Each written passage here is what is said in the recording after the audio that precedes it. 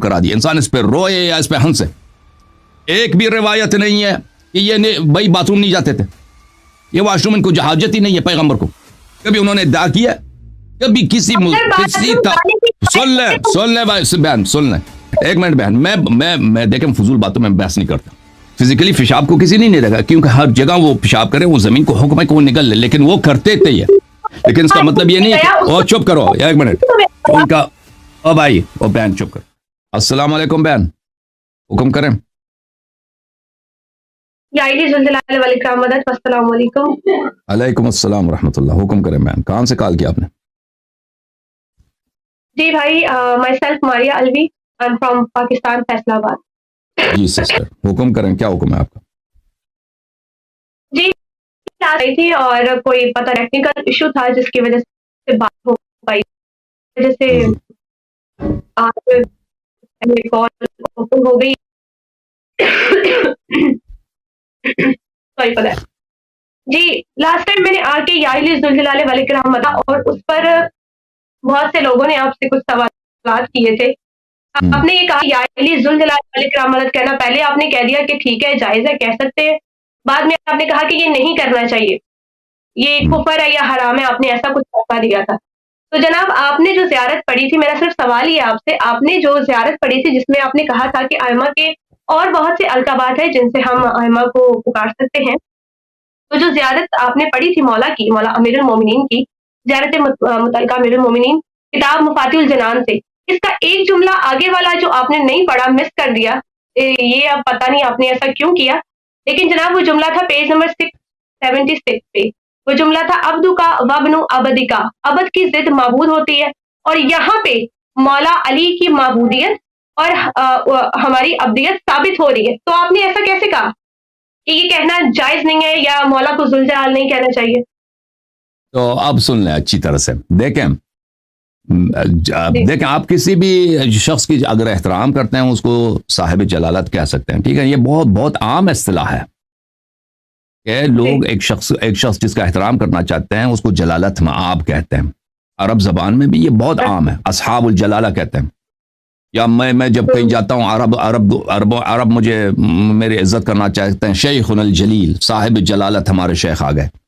یہ تو ایک عام چیز ہے, یہ اس میں کوئی عیب نہیں ہے. آپ امیر المومنین علیہ السلام کو صاحب جلال کہتے ہیں, بلا شک صاحب جلال ہیں. صاحب اکرام کہتے ہیں, صاحب انعام کہتے ہیں, اس میں بلا شک کوئی اس منع نہیں ہے. لیکن یہ ان کے القاب مبارکہ سے نہیں ہے. قرآن مجید میں یہ لفظ جو آیا نا, یہ اللہ کے لیے آیا ہے.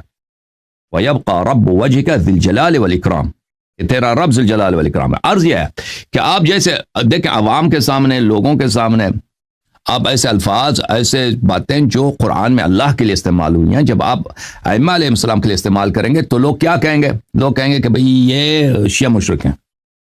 وہ تو یہ تو نہیں کہیں گے کہ وہ یہ چیز جائز ہے, ٹھیک ہے نا. وہ تو یہ نہیں کہیں گے کہ یہ جائز ہے, ٹیکنیکلی یہ جائز ہے سب کے لیے استعمال. وہ کہیں گے دیکھیں یہ اللہ کی صفت اپنے امام کو دے رہی ہے, یہ شیعہ ہے ہی مشرک. میں نے عرض یہ کیا تھا کہ ایسے انسان کو ایسا کام نہیں کرنا چاہیے جس کی وجہ سے انسان کی بدنامی ہو اور لوگ شیعوں کے متعلق بدظن ہو جائیں, ٹھیک ہے نا. اس لیے میں نے کہا. اچھا اب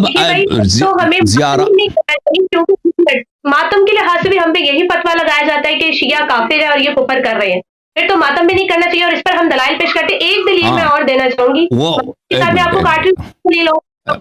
ایوب کا وجہ ربی کا ذوالجلال والاکرام, اللہ نے قرآن میں یہ صفات اللہ کے لیے آئی ہیں, لیکن تفسیر قمی میں پیج نمبر 680 پہ اسی آیت کی تفسیر میں مولا امام سجاد ذوالجلال والاکرام کا فرمان موجود ہے. مولا نے فرمایا رب کا وہ چہرہ جو ذوالجلال والاکرام ہے وہ ہم ہے, اور تفسیر میں بھی بالکل یہی ہے. اور تو رب دیکھیں یہ وجہ ربک ذی الجلال والاکرام, رب ذوالجلال والاکرام رب کی صفت ہے, وجہ کی صفت نہیں ہے. وجہ ربک ذی الجلال, یہ جو عربی جانتے ہیں ان کے لیے واضح ہے.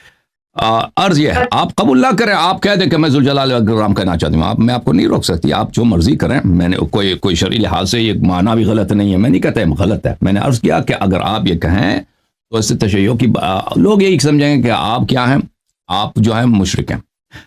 جہاں تک ماتم کا تعلق ہے تو اس میں لوگوں کو پتہ ہے, اس میں شرک کا کوئی جنبہ نہیں ہے کہ ماتم شیعہ اتنے کر چکے ہیں دنیا میں ہر جگہ, اور ماتم تو ایک سنت ہے, ماتم تو ایک مستحب چیز ہے, اس سے تشیع کی بدنامی نہیں ہوتی.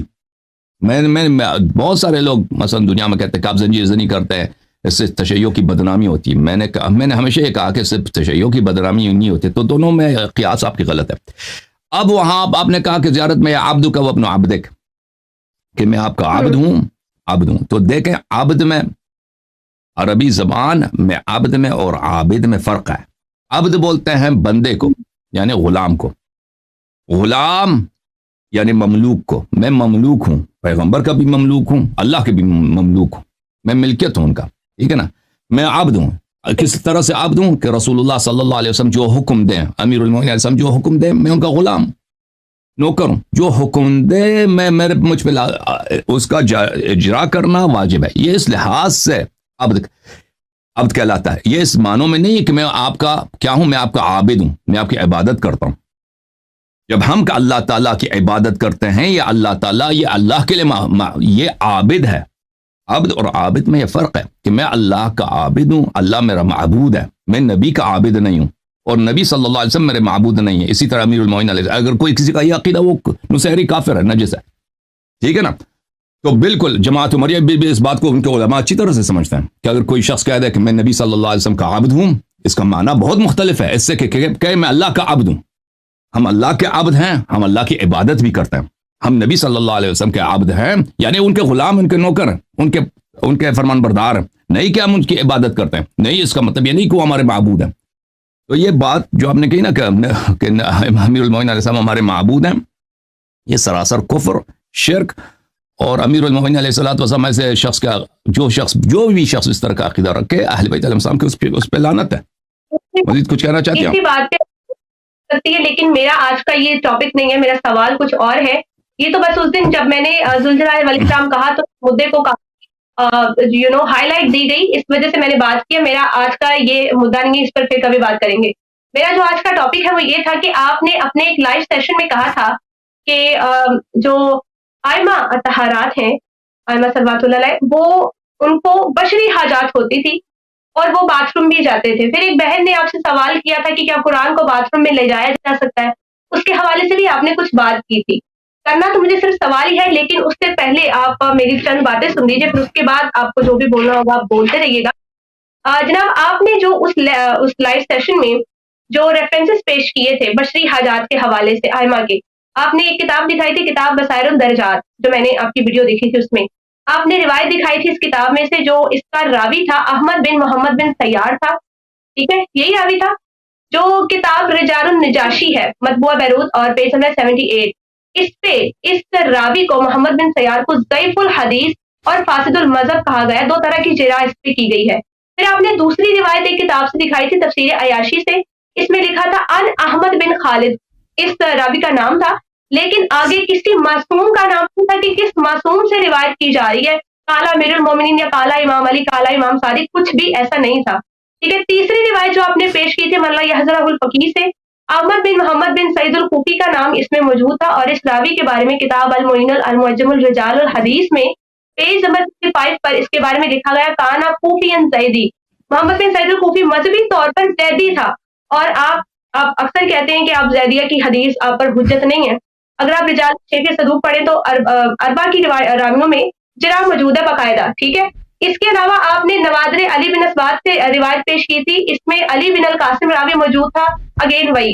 اور کتاب مجموع رجال حدیث جو کتاب ہے, اس میں پیج نمبر 423 پہ اسے انہوں نے مجہول لکھا ہے. پھر آپ نے جو 5ویں روایت پیش کی تھی, اوکے سن لیں, ابھی سب میں سمجھ گیا, سن لیں بہن, دیکھیں سن لیں, یہ کہ رسول اللہ صلی اللہ علیہ وسلم وضو کرتے تھے, غسل کرتے تھے, استنجا کرتے تھے, اور رسول اللہ صلی اللہ علیہ وسلم کپڑے چینج کرتے تھے, پاکیزہ کپڑے پہنتے تھے, اور رسول اللہ صلی اللہ علیہ وسلم قضاء حاجت کرتے تھے. یہ تو متواترات میں ائمہ تارین علیہ السلام کرتے تھے, یہ تو یقینیات میں, اس کے احادیث اتنے زیادہ ہیں شیعہ کتب میں, مخالفین کے کتب میں, بلا شک بلا. سن لیں, میری بات کا نہ کاٹیں.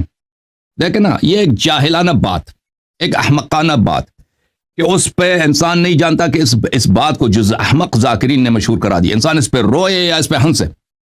ایک بھی روایت نہیں ہے کہ یہ بھائی باتھ روم نہیں جاتے تھے, یہ واش روم ان کو حاجت ہی نہیں ہے پیغمبر کو. کبھی انہوں نے ادعا کیا, کبھی کسی سن لیں بھائی بہن, سن لیں, کہ وہ باتھ روم نہیں جاتے تھے, ان کو حلقون کو کبھی ان کو جو ہے بول یا غائط کبھی آتی نہیں تھی, ان کو بھائی امام علیہ الصلوۃ والسلام کو یہ پیشاب وغیرہ آتا ہی نہیں, یہ کسی بھی روایت میں نہیں ہے.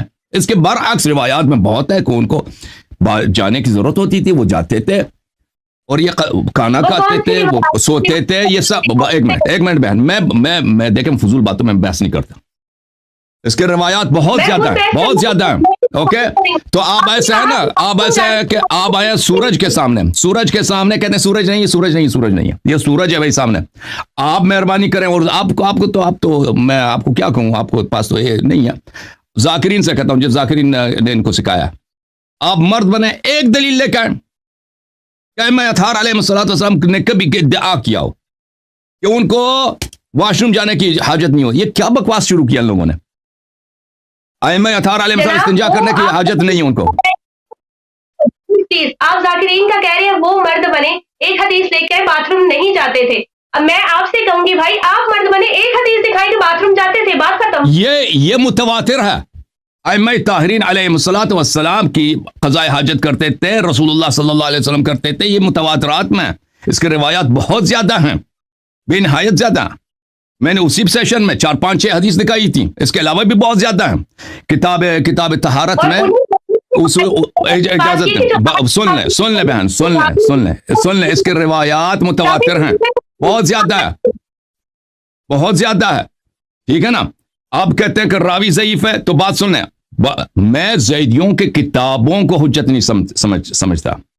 اگر ہمارے کتب میں, کتاب کلینی میں, کتاب کافی میں, کتب شیخ صدوق رحمۃ اللہ علیہ, کتب شیخ توسی رحمۃ اللہ علیہ میں کسی زیدی کی حدیث آ جائے یا کسی غیر شیعہ کی حدیث آ جائے, وہ حدیث صحیح ہوتی ہے. اس کی وجہ بہت زیادہ ہے. آپ کو یہ باتیں نہیں معلوم, آپ کو علماء کو بھی نہیں, آپ تو کچھ بھی نہیں ہے, علماء کو بھی نہیں معلوم. یہ کتاب ہے, ملاحظہ فرمائیں, میں آپ کو ایک کتاب دکھاؤں, کتاب الاصول 16 من الاصول الاولیہ فی الروایات واحادیث اہل البیت علیہم السلام, چاپ دار الشبستری المقدسہ ایران میں. یہاں پہ ملاحظہ فرمائیے, حضرت امام محمد باقر علیہ السلام فرماتے ہیں, جابر بن یزید جعفی روایت کرتے ہیں, ان لنا اوعیۃ نملأها حکما وعلما, ہمارے ایسے اصحاب ہیں جن کے دلوں کو, جن کے اذہان کو ہم اپنے علم سے اور حکمت سے بھر دیتے ہیں, ان کو احادیث دیتے ہیں.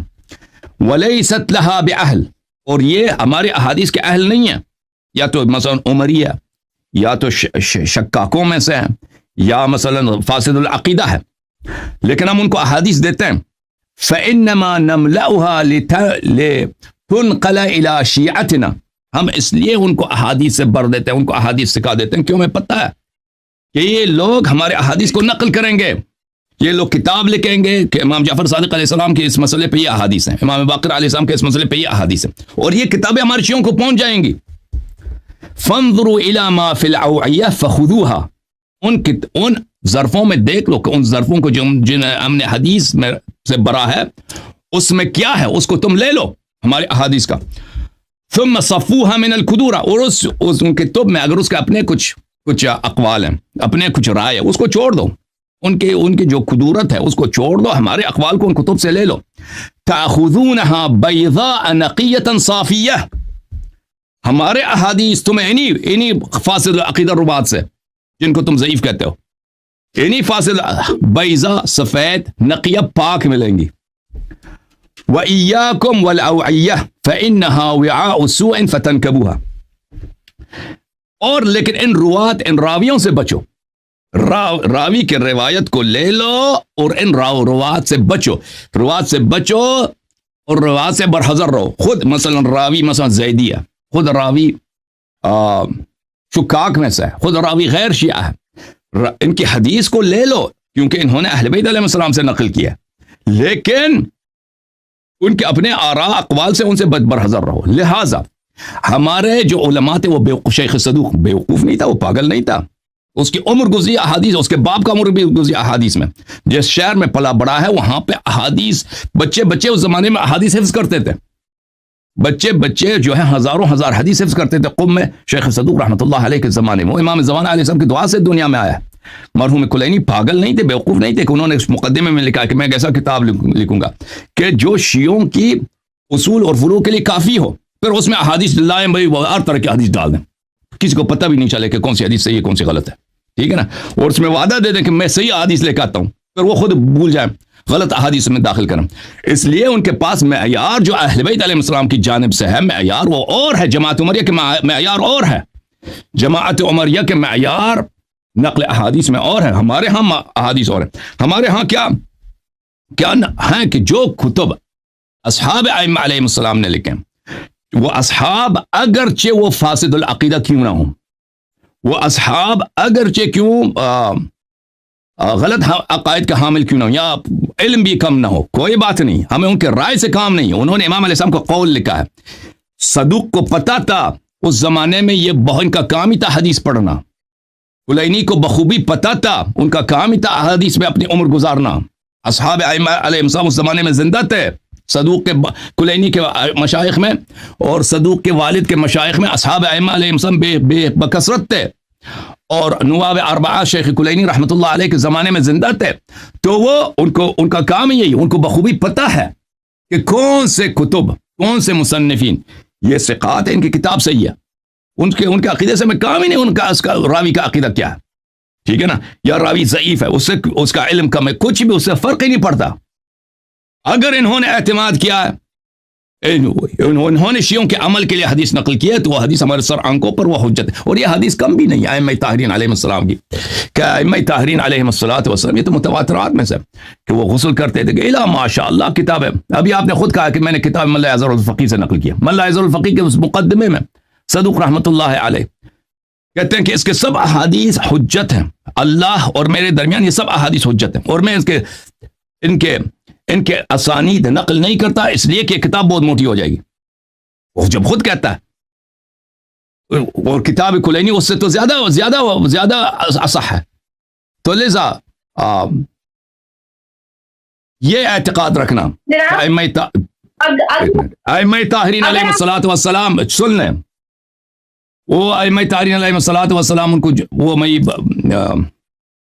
پاخانہ نہیں جاتے تھے، یہ نہیں کرتے تھے، یہ ایک جہالت محض ہے۔ اگر تم اہل بیت علیہ السلام کے دین میں رہنا چاہتے ہو، اہل بیت علیہ السلام کا دین اور ہے، ذاکرین کا طریقہ اور ہے، بھائی ذاکرین نے انہوں نے اپنے سے بنایا، وہ یہ غلو کا طریقہ کار اور ہے، ٹھیک ہے نا جی، کچھ کہنا چاہتی ہیں آپ نے ابھی فرمایا کہ ملا اظہر الفقی کے حوالے سے جو آپ نے بات کی تھی، اس میں شیخ صدوق نے کہا ہے کہ اس پہ جو حدیث ہے ساری حجت ہے ہم پہ، تو اگر آپ علامہ مجلسی کی وجیزہ پڑھیں تو اس کتاب میں انہوں نے علامہ مجلسی سے تفصیلاً ملا اظہر الفقی کی اسناد الی شیخ صدوق کا تذکرہ کیا اور بتایا کہ کون سی سند کا کیا معاملہ ہے۔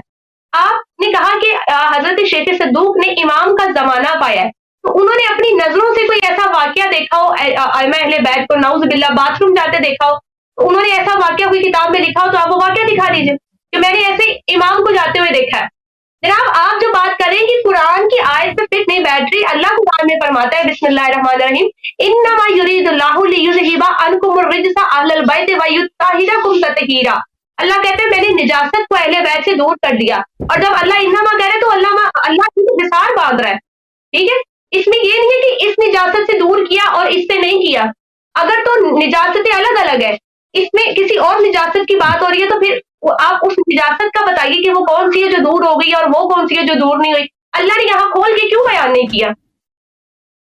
تو شیخ لوگ جانتے ہیں جو ہمارے پروگرام دیکھتے ہیں، اگر آپ اس قابل ہوتی تو میں مزید حوالے دے دیتا، کہ میں نے بار بار دکھا دیا ہے کہ مختلف کتب میں علامہ مجلسی رحمۃ اللہ علیہ کہتے ہیں کہ کلینی کے سب احادیث صحیح ہیں، ملا اظہر الفقی کے سب احادیث صحیح ہیں اور یہ سب حجت ہیں، وہ بار بار اپنے مختلف کتب میں فرماتے ہیں، اور جو ان کا سلسلہ سند ہے مجلسی کا صدوق تک، اس کا کوئی اثر ہی نہیں ہے، اس کا کوئی فائدہ ہی نہیں ہے، کیونکہ صدوق کی کتاب یہ بالتواتر ثابت ہے کہ ملا اظہر الفقی صدوق کی کتاب ہے، ٹھیک ہے نا، اور میں نے یہ نہیں کہا کہ صدوق ائمہ علیہ السلام کے زمانے میں رہتے تھے، صدوق غیبت کبریٰ میں رہتے تھے، ان کے والد غیبت صغریٰ میں رہتے تھے، ان کے والد گرامی جو ہے انہوں نے بہت سارے اصحاب ائمہ علیہ السلام کو پایا اور نواب اربعہ کو بھی پایا ہے، اور اسی وجہ سے صدوق ان کی دعا سے، امام زمانہ علیہ السلام کی دعا سے پیدا ہوں۔ یہ کہ صدوق علیہ رحمت نقل کریں کہ انہوں نے اپنی آنکھوں سے دیکھا کہ امام علیہ الصلوۃ والسلام واش روم جاتے تھے، اس کی کوئی ضرورت ہی نہیں جب دوسرے اتنے روات موجود ہیں، انہوں نے نقل کی ہے کہ ائمہ علیہ الصلوۃ والسلام واش روم کے یوز کرتے تھے، تو وہ صدوق سے وہ ان کی وثاقت صدوق سے کم نہیں ہے بلکہ صدوق سے زیادہ ہے۔ اس کے علاوہ آئے تطہیر عصمت کے متعلق ہے، آئے تطہیر عصمت کے متعلق، ہم نے پاک کیا ہے آپ کو گناہوں سے اور ناپاکیوں سے۔ اس کا مطلب یہ نہیں ہے کہ اگر رسول اللہ صلی اللہ علیہ وسلم صحرا میں چلے جائیں تو ان پہ گرد کبھی نہیں پڑے گا۔ امیر المؤمنین علیہ السلام جنگ صفین میں جاتے تھے نا، حملہ کرتے تھے دشمن کے وسط، دشمن کے لشکر کے وسط میں چیر کے جاتے تھے، چاروں طرف سے دشمن ہوتے تھے۔ رات کا وقت ہوتا تھا جو لیلۃ الحریر کہلاتا ہے، دشمن کے وسط میں جاتے تھے، بہت دیر تک لڑتے تھے، واپس آتے تھے، خون میں ڈبے ہوئے واپس آتے تھے، اکیلے جاتے تھے لشکر کے دشمن کے قلب میں، واپس آتے تھے۔ اب کوئی ان کو خون کیوں لگی؟ ان کا اپنا خون تو نہیں تھا، دشمن کا خون تھا، ٹھیک ہے نا۔ پھر تلوار بہت دفعہ ہوتا تھا کہ تلوار ان کا ٹیڑھا ہو جاتا تھا، تلوار کو دوبارہ سیدھا کرتے تھے، دوبارہ جاتے تھے دشمن کے۔ اب کہہ دو آئے تطہیر تو کہتا ہے کہ ان کو کوئی اجازت لگتی نہیں، یہ کفار لشکر شام والوں کے خون تو نجس سے زیادہ نجس، سور سے بھی زیادہ نجس ہے، تو یہ ان کو کیوں چنٹے پڑی ہیں؟ تو اس کے وہ جواب یہ ہے کہ آئے تطہیر عصمت کے متعلق ہے کہ ہم نے ان کو ناپاکیوں سے پاک کیا۔ اس کا مطلب یہ نہیں ہے کہ اگر کوئی بچہ پیشاب کرے تو پیشاب ان کو نہیں لگتی، ہوا کو چلی جائے گی، یا اگر کوئی مثلا خون ان کو لگتی نہیں ہے، اللہ نے حصار بنا دیا، یہ بھائی ہر طرح سے ہیں۔ تو ائمہ طاہرین علیہم اب میں اس کا دیکھیں، کوئی اس کا میرے بات کا غلط فائدہ نہ اٹھائے، کیا دیکھیں میں نے کہہ دیا ہے کہ ائمہ علیہم السلام کا خون نجس ہے، یا ائمہ علیہم السلام کا ادرار نجس ہے، یا ان کا پیشاب نجس ہے۔ میں نہیں کہتا، میں عرض یہ کرتا ہوں کہ ائمہ طاہرین علیہ السلام کی روایت میں بہت زیادہ ہے کہ کافی میں بہت ان کے اعجاز سے یہی ہے کہ ان کے فزیکلی پیشاب کو کسی نہیں دیکھا، کیونکہ ہر جگہ وہ پیشاب کرے، وہ زمین کو حکم ہے کہ وہ نگل لے، لیکن وہ کرتے تھے یہ۔ لیکن اس کا مطلب یہ نہیں ہے کہ وہ چپ کرو ایک منٹ، ان کا بھائی وہ بہن چپ کرو۔ آیت تطہیر سے مراد عصمت ہے، ٹھیک ہے نا۔ ان کی خود انہوں نے تفسیر کی ہے اس کی۔ جی آپ نے ابھی کہا کہ وہ فزیکلی کسی نے نہیں دیکھا ان کو باتھ روم جاتے ہوئے، پھر آپ نے کہا کہ وہ جاتے نہیں میں نے نہیں کہا، آپ اچھی طرح سے نہیں سن رہے۔ لوگوں نے دیکھا ان کو باتھ روم دیکھے ہوئے، متواتر ہے، آپ نہیں سن رہے نا، متواتر۔ ان کے بول کو کسی نے نہیں دیکھا۔ ان دونوں باتوں میں بڑا فرق ہے۔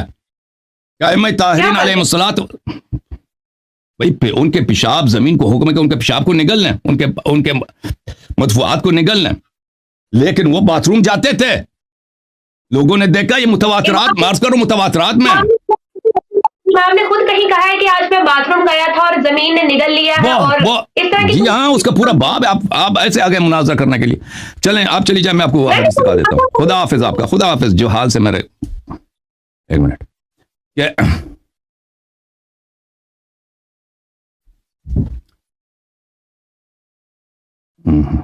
وہ پورا ایک باب ہے کافی میں کہ امام علیہ الصلوۃ والسلام کی نشانیوں میں سے یہ کی ہے کہ زمین کو حکم ہے، میں وہ احادیث کم نہیں، اس کے بہت زیادہ ہے کہ امام علیہ الصلوۃ والسلام کے جو پیشاب پخانہ ہے، زمین کو حکم ہے کہ اس کو نگل لیں، ٹھیک ہے نا۔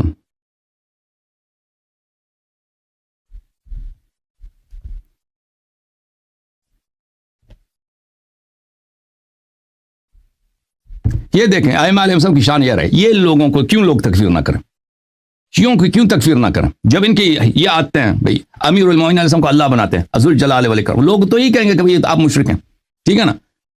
اور پھر ان کی زندگی میں درد کیا ہے، لوگ ان کی تکفیر کرتے ہیں، بھائی لوگ کہتے ہیں تم اپنا اسلام ثابت کرو۔ ان کی ذاکرین کا درد کیا ہے کہ یہ اہل بیت علیہ السلام پیشاب نہیں کرتے تھے، بھائی لوگ ان کا مذاق نہ اڑائیں تو شیعہ مذہب کا تو کیا کریں۔ یہ کتاب من لا یضر الفقیہ، شیخ صدوق رحمۃ اللہ علیہ کی چاپ دار الکتب الاسلامیہ، یہاں پر ملاحظہ فرمائیے، حضرت امام رضا علیہ الصلاۃ والسلام سے روایت للامام علامات، امام علیہ السلام کی کچھ علامتیں ہیں، وہ یکون اعلم الناس، امام علیہ السلام عالم ہوتے ہیں سب لوگوں سے،